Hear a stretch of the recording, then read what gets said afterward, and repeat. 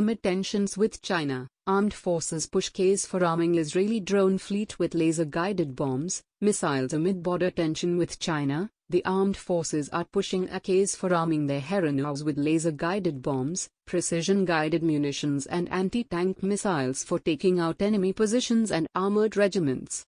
The proposal, named Project Cheetah, has been revived by the armed forces after being pending for a long time and is expected to cost over 3,500 crore to the government. Under this project, around 90 Heron drones of the three services would be upgraded to be armed with laser-guided bombs, air-to-ground and air-launched anti-tank guided missiles, government sources told ANI. The case is going to be considered by a high-level defense ministry body including Defense Secretary Ajay Kumar, who is now in charge of all capital procurements for the three services.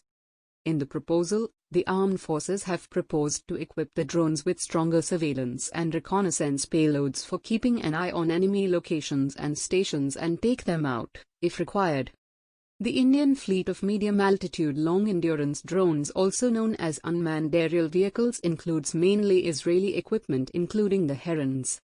They have been deployed by both the Army and Air Force in the forward locations of Ladakh sector along the China border there.